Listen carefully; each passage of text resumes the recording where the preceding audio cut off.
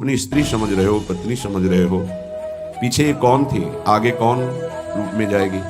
वर्तमान में वो जीव स्त्री शरीर प्रारब्ध के अनुसार प्राप्त करके तुम्हारे कर्म के भोग के लिए उपस्थित है। वो अवश्य तुमने अपनी पत्नी मानकर गाढ़ आसक्ति कर ली तो नवीन दुर्गति तैयार हो गई। कौन है वो तुम्हारी, जानते हो? नहीं परिचय, कुछ वर्षों का परिचय और इसे सत्य मान लिया। और जहां वो परिवर्तन नाशवान दृश्य जगत का एक दृश्य शरीर परिवर्तित हुआ, नाशवान शरीर का परिवर्तन प्रतिपल हो रहा है, तुम समझ नहीं पा रहे, पर समझा तब जाता है जब वो मृत्यु को प्राप्त होने का समय आता, तब समझ तुम्हारी किसी काम की नहीं रहती। स्नेह मत करो, स्नेह प्रभु से करो, प्रभु का भाव रखकर करो। कहने की कास्तव तनया, ये जो तुम्हारे पुत्र रूप में आया है कौन है जानते हो? तुम्हारे कर्म का भोग भोगाने के लिए वही भगवद अंश आया है। ये कुछ समय के लिए आया है। शुभ कर्म तो सुख प्रदान करेगा, अशुभ कर्म तो दुख प्रदान करेगा, लेकिन वो तुम्हारा नहीं है। आप उसका परिचय नहीं जानते, रूप में आया हुआ है। तुम्हारी बुद्धि स्थिर नहीं है, इसीलिए तुम समझ नहीं पा रहे कि गणना नहीं कर पा रहे हो कि तुम्हारी एक एक श्वास व्यर्थ में नष्ट हो रही है। आखिरी श्वास तुम देख नहीं पा रहे हो कि तुम्हारी श्वासें कम हो रही हैं, तुम मृत्यु की तरफ जा रहे हो। तुम्हारा शरीर कभी भी अचानक छूट सकता है। ऐसा नहीं कि आप वृद्धावस्था में ही जाकर मरेंगे। तो पर वृंदावन मिहि शरणम, फिर भी तुम वृंदावन का आश्रय वास स्वीकार नहीं करते, सत्संग का अनुसरण नहीं करते, आचरण में नहीं उतारते, निरंतर नाम जप नहीं करते, तो किस भूल में तुम पड़े हो? तुम्हारे पास पत्नी है, पुत्र है, संपत्ति है, इस भूल में, ये तुम्हारी नहीं है। कुछ समय के लिए तुम्हारे प्रारब्धानुसार ये संयोग बना है, बस बिछुड़ जाएगा। इसे तुम रोक नहीं पाओगे। ना अपने शरीर का छूटना, ना अपने सगे संबंधियों के शरीर का छूटना, ये तुम्हारे बस की नहीं कि तुम रोक लो। तो क्या करें? सबको छोड़ दे? नहीं, सब में भगवत भाव करो, अपने धर्म का पालन करो, खूब नाम जप करो। जीवन सार्थक करने के लिए बहुत आवश्यक है। अगर आप इनके मोह में फंस करके भगवत विमुख जीवन व्यतीत कर रहे हैं तो निरर्थक जीवन है। प्राण निकल जाए पर भजन नहीं छूटेगा, इसे ही भजन कहते हैं। और ऐसा भजन बहुत लोग नहीं करते, कोई कोई करता है। पूज्य बाबा के सब कर सकते हैं, सामर्थ्य सब में है ऐसा भजन करने की, पर वो लगन नहीं है, वो अगन नहीं जगी भगवत साक्षात्कार करने की। इसलिए जहां विपत्ति आई उसमें डूब गए, संपत्ति आई उसमें डूब गए, भोग आए उसमें डूब गए, प्रभु का विस्मरण हो गया। इसका यही कारण है। भजन का तात्पर्य है भजन में गोता लगाना, डूबना। बस चल रहा है मंत्र नाम, उसी के श्रवण में डूबा हुआ उपासक। डूब करके भजन किया जाए तो 6 महीने में भगवत साक्षात्कार कर लिया ध्रुव जी ने। डूब करके गोता लगाया, 6 महीने भजन में भगवान का साक्षात्कार कर लिया। और अगर तन्मयता नहीं है भजन में तो बहुत लंबा समय निकल जाता है। देखो, इस मन को देखा, अगर इसको भजन का सुख आप नहीं दोगे तो ये रुपए की गणना का सुख करने लगेगा। कई बार हमने कहा बचपन से इसी बात की पढ़ाई है, मन की वृत्ति की। आप देख लेना, अनुभव करना। अगर आपको प्रियाजू के भजन में गुरु की आज्ञा के अनुसार तन्मयता नहीं आ रही है तो आपका अर्थ के प्रतिभाव आ जाएगा। अनंत ब्रह्मांडों में कितना ऐश्वर्य है और वो मायाकृत एक पलक झपकते श्री भगवान ने रचा है। ऐसे श्री भगवान को अधीन करने वाली प्रियाजू का आश्रय हृदय में रहे और फिर क्या। पर वो भजन ना होने के कारण हमारी स्थिति अपने आश्रय तत्व पर नहीं होती। आश्रय हुआ ही नहीं, होने का अवसर मिला लेकिन हमने फिर भी वही लौट कर आश्रय कर, पलट गए, फिर वही आश्रय कर। सन्मुक्ता से जो एकदम परिवर्तन होता है, एकदम विमुक्ता के लिए माया अपना जाल रचती है। स्पष्ट देख, तू इससे एक बहुत बढ़िया महल बना सकता है, तू बहुत बढ़िया कार ले सकता है, तू हर सुख सुविधा ले सकता है। राजी हो गया, देखना सब व्यवस्था बढ़िया बन रही। नहीं नहीं, हम व्यवस्था बढ़िया नहीं बनाने आए, हम व्यवस्था को श्री जी के आश्रय से चाहते हैं, अपनी मन बुद्धि के आश्रय से। लाडली जी के महलों में रखो चाहे झोपड़ी में बाग, उसका केवल आश्रय अंतर से प्रभु का होता है। गृहस्थ और विरक्त की चेष्टाएं अलग होती हैं, निवृत्ति परक चेष्टा और प्रवृत्ति परक चेष्टा। बस ये ध्यान रखना, निवृत्ति परक चेष्टा से कोई भी ऐसी सिद्धि नहीं जो आ न जाए। प्रवृत्ति परक चेष्टा में अतिथि सत्कार, परिवार की सेवा, समाज की सेवा, नाम जपने का अभ्यास, धर्म पूर्वक कमाया हुआ धन, तब वो आगे बढ़ता है। निवृत्ति परक चेष्टा, एकमात्र भगवदाश्रय, उसी से सब हो जाता है। तभी लोगों को लगता है कि संत लोग बड़े धनी हो जाते हैं, उनको लगता है बड़ी चतुराई करते हैं। हमें लगता है कि क्या ये चतुराई आप में नहीं जागृत हो सकती है? क्या चतुराई? आप बल यहां पकड़े हो, बहुत चतुर है संत जन, ठग लेते हैं। किसको? ठगनी माया को भी। माया ठगनी विश्व को ठग रही हो, उसको भी ठग लेते हैं। बड़े चतुर हैं। रामाई भजई ते चतुर नर, क्योंकि उस सच्चिदानंद का नाम एकत्रित किए हैं। एक नाम के ब्याज में पूरा त्रिभुवन नहीं है, उसकी बराबरी हम नहीं कह रहे नाम की ब्याज में। एक नाम त्रैलोक ही तारे, जो न ले सो जन्म ही हारे। अभी अपने लोग महिमा नहीं जानते नाम की, सच्ची मानिए। किसी ने कहा कि समस्त संसार को तो हम दुखी में देख रहे हैं, अगर विश्व में कोई सुखी है, वो उपहास के प्रति शब्द थे, अगर विश्व में कोई सुखी है देखा जाता है तो संत जन देखे जाते हैं। उनका तात्पर्य अध्यात्म से नहीं था, उनका तात्पर्य भोगों से, विषय सामग्री से, वैभव से था। अगर तुम्हें ऐसा पता है तो तुम वैसा करके देखो, बहादुर हो। तुम्हारे में चतुराई की कोई कमी है क्या? बड़े चतुर हो। तय बालक नहीं भर्यो शयानम, तू बालक नहीं भर्यो शयानम, काहे कृष्ण भजत नहीं नीके। अरे तू बालक नहीं, बड़ा चतुर है, पर तू ठीक से भजन नहीं किया ना, इसीलिए ऐसा है। क्या चाहिए? त्रिभुवन का सर्वश्रेष्ठ पद 5 वर्ष का बालक प्राप्त कर लिया। गुरु जी क्या चाहिए? अखिल लोक चूड़ामणि भगवान के पास क्या करें? आपको उतना भजन करना पड़ेगा, आपको वैसे समर्पित होना। उस 5 वर्ष के बालक ने मां का प्यार, पिता का प्यार, राज्य सुख, शरीर सुख, सब भयों को त्याग करके इसी मथुरापुरी में आकर भजन किया। इसे मधुपुरी कहते हैं शास्त्र भाषा में। यहीं आकर के भजन किया और यहीं स्वयं सच्चिदानंद भगवान आकर दर्शन दिए और उनकी कामना पूर्ण की, उच्च पद की। गोता लगाना अर्थात उसमें डूबना, अर्थात उसका ऐसा दृढ़ चिंतन कि गुंजायमान केवल मंत्र और नाम हो रहा है। तुमसे सच्ची कहते हैं ये जीव बड़ा पागल हो गया है माया में, सत्य वस्तु को समझ ही नहीं रहा। पूज्य बाबा कह रहे, उसको यही पता नहीं कि मैं यहां कमाने के आया हूं। मृत्यु लोग पागलों की तरह घूम रहा है, कभी ये बटोर रहा है, कभी वो बटोर रहा है। उसका लक्ष्य ही नहीं पता चल रहा कि तू आया क्या लेने यहां है, क्या कमाई करने आया है, उसको समझ में नहीं आ रहा। कई बार कहा ऐसा कमाई और ऐसे देश में कौन रहना पसंद करेगा? किसी भी देश में अगर ऐसी पद्धति हो कि आप यहां आइए, आपको घर, मकान, भोग सामग्री सब मिलेगी, बहुत ध्यान से सुनिए, और जब आप हमारे देश से जाएंगे तो आपका कपड़ा तक उतरा लिया जाएगा, सब सुविधाएं मिलेगी। जब जाओगे तो कपड़ा तक उतरा लिया जाएगा। अब आप ऐसे देश में रहना पसंद करेंगे? ऐसे देश की कमाई पसंद करेंगे? कोई भी बुद्धिमान नहीं पसंद करेगा। और आप ऐसे ही देश में हैं जिसका नाम मृत्यु लोक है। कपड़ा तो कपड़ा रहा, आपका शरीर भी छीन लिया जाएगा। यहाँ की, इस देश की कोई भी वस्तु लेकर आप नहीं जा सकते। अब आप विचार कीजिए आप कितने बड़े बुद्धिमान हैं और क्या कमा रहे हैं। खास बात है जब आप अपने देश को यहां से जाएंगे, अपना देश है भगवत देश, और आपके पास जाने का किराया भी नहीं रखा जाएगा और आपकी पोशाक उतार ली जाएगी, तो आपका यहां शरीर भी छीन लिया जाता है, शरीर संबंधी छीन लिए जाते हैं, बैंक बैलेंस छीन लिया जाता है, प्रॉपर्टी छीन ली जाती है। अब आपके पास रहा क्या?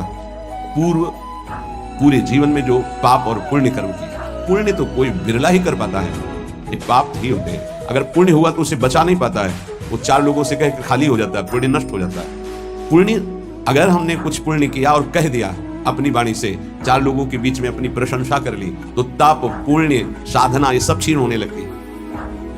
हम वृंदावन गए थे, 100 साधुओं का भोजन कराया और फिर ऐसा ऐसा ऐसा, और संत जन कह रहे थे कि ऐसा भोजन तो आज तक हमने नहीं पाया भगत जी, आपने जैसा पवाया। ओ, जो कुछ सुकृत बना था मानो करवाया होगा। ऐसी सेवा को भगवत कृपा से अवसर मिलता है, पर वो बार बार कहकर अपने सारे सुकृत नष्ट कर देता है। इस देश से बचकर निकल पाना और कुछ कमा के ले जाना, ये केवल भगवत कृपा पात्र से ही हो सकता है। बहुत छल भरा ये देश है मृत्यु लोक। जीव पागलों की तरह पूरा जीवन व्यतीत कर रहा है। मुझे यहां किस लिए भेजा गया, क्या लेके जाऊंगा, ये सोच ही नहीं पा रहा है। गोस्वामी जी ने कहा है कि ये जो मन है, ये श्वान की तरह हर जगह पादुका का प्रहार पाता है, पर फिर उसी दरवाजे पे खड़ा हो जाता है। अर्थात निकृष्ट भोगों को भोग कर असंतुष्ट, ग्लानि, दुख, परिणाम में चिंता, भय, शोक, पर फिर वही उन्हीं भोगों को भोगना चाहता है। पागल की तरह भटक रहा है। ये महापुरुष जन जानते हो दुखी हो कैसा होते हैं। जो वस्तु तुम्हारे साथ नहीं जानी है उसके चिंतन में तुम समय बर्बाद कर रहे हो। चिंतन करो प्रभु का और कार्य करो संसार का, तो जीवन यापन के लिए शरीर चेष्टा और वस्तु ले जाने के लिए नाम धन, कितना बढ़िया उपाय है। राधा राधा राधा। विषय अनेक हैं और अनंत हैं, कितना भोगोगे। भोगते भोगते मर गए, फिर जन्म हुआ, फिर भोगते भोगते मर जाएंगे, कुछ आते नहीं लगेगा। बड़ा विचित्र खेल है, बड़ा विचित्र खेल। भगवान की असीम कृपा है, जिनको भोगों से विरक्ति मिल गई है या जबरदस्ती बचे हुए, बिनु अवसर भयते राजोई, चतुर्थ ब्रह्मचारी का लक्षण है। बिनु अवसर नहीं मिला, और भयभीत है, इसलिए वो नहीं भोग रहा। तो बिनु अवसर भयते रह जोई, ये चौथे में। उत्तम तो उत्तम के बस असमन माही, सपन हुआन पुरुष जगनाई। अपने प्रीतम प्रभु के सिवा उस स्वप्न में किसी और को नहीं देखता। कितना भोगोगे, अनंत विषय। कल एक भगत बड़ा मस्त, सब हंस रहे थे लेकिन कोई फर्क उसको नहीं था, गंभीर मुद्रा में बैठा। उसने कहा हमने ठाना है 1.25 घंटा नाम जब करता हूं और बढ़ा दूंगा, सत्संग आपका सुनता हूं, पर 1 लाख सुंदरी स्त्रियां चाहिए। हमारे तो होश उड़ गए। ऐसा प्रश्न करता आया, भगवान ने भेजा। पर अपने को सबका आदर और दुलार, मेरी लाडली जो ऐसी है, करुणा करुदार, नहीं तो 1 सेकंड में कि आप कृपया बाहर होइए, यहाँ कोई भगवत चर्चा कीजिए। लेकिन अच्छा पॉइंट ये था कि वो नाम जब करता था और उसके अंदर आशा थी। देखो वासना की कितनी भूख बड़ी हुई, पर वो बहुत गंभीर, और ऐसा नहीं कि कोई देखने सुनने लायक हो। वो बहुत बड़ी गंभीरता से कह रहा था कि मैं 1 लोक प्राप्त करना चाहता हूं, उसका सम्राट बनना चाहता हूं, और 1 लाख सुंदरी स्त्रियां हो। वो नहीं बोल रहा है, उसका भोलापन है, अज्ञान जिसे कहते हैं। वासना इतनी बड़ी हुई कि उसको लग रहा है अगर ऐसा हो गया तो मैं बड़ा सुखी हो जाऊंगा। भागवत में चरित्र है चित्रकेतु राजा का, आप पढ़ करके देख लेना, श्री शुकाचार्य जी वर्णन करें। उनके 1 करोड़ रानियां थी। क्या परिणाम में क्या, जरा देखना, पढ़ना। निराश, हताश, उदास होकर ऋषियों के पैर पकड़कर तब वो अनंत भगवान की उपासना मिली और वो भगवान का साक्षात्कार किया, अनंत शेष भगवान संकर्षण का। और वो बहुत सावधानी का विषय होता है।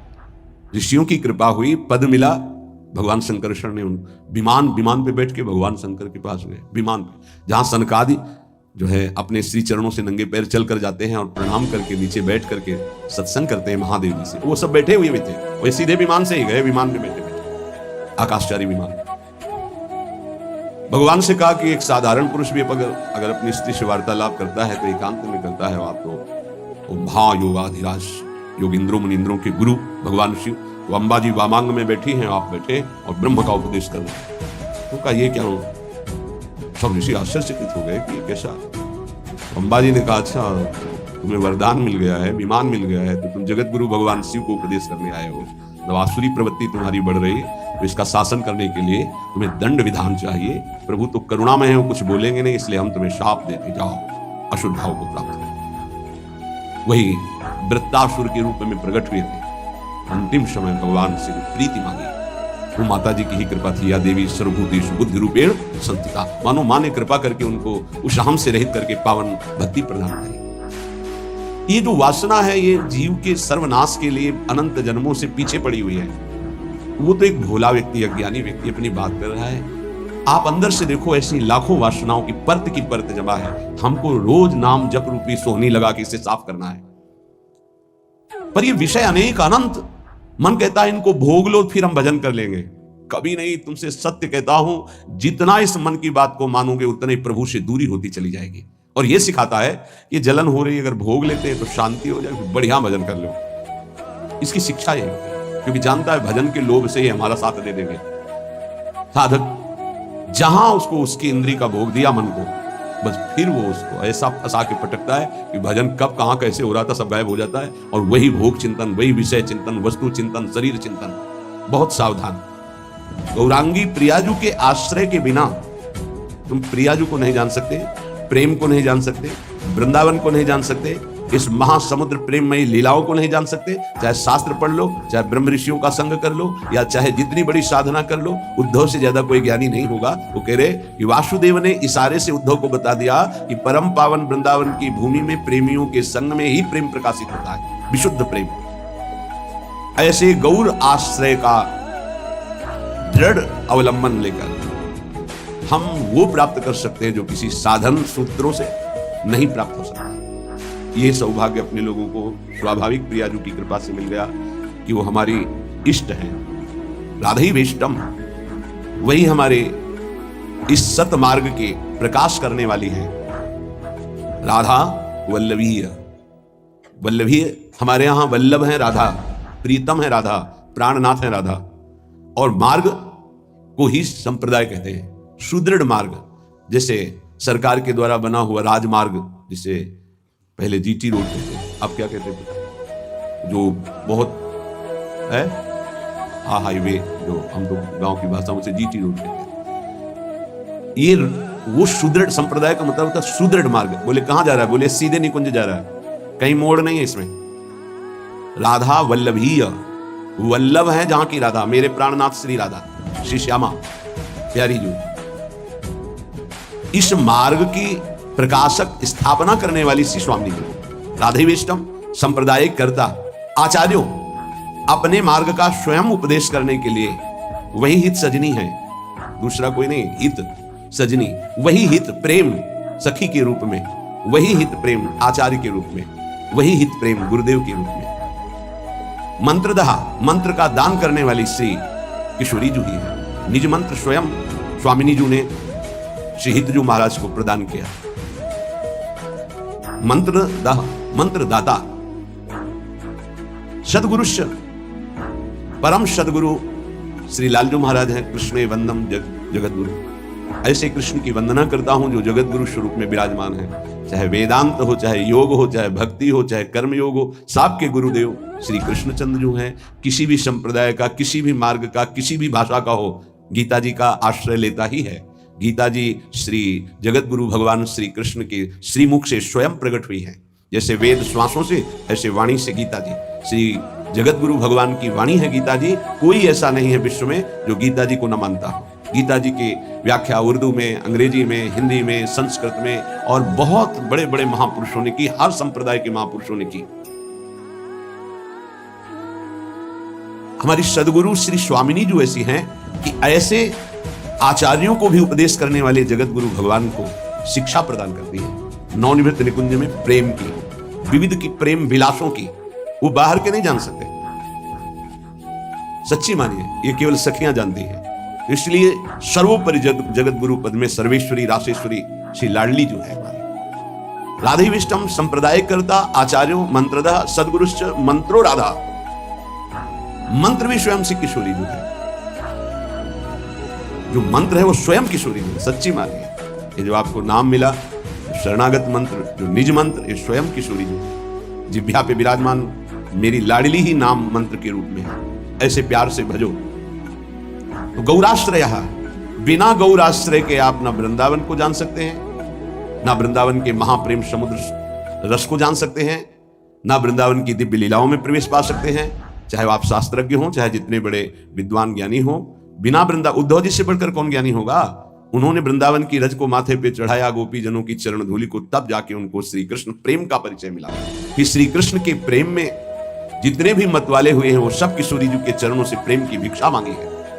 किशोरी जी के नख चंद्रमणि का प्रकाश जिन गोपियों को प्रेम की ध्वजा बना दिया, वो हमारी श्री लाडली जी है। श्रीपाद कह रहे, इनके आश्रय के बिना निगूढ़ तत्व इस महाप्रेम समुद्र को आप नहीं जान सकते।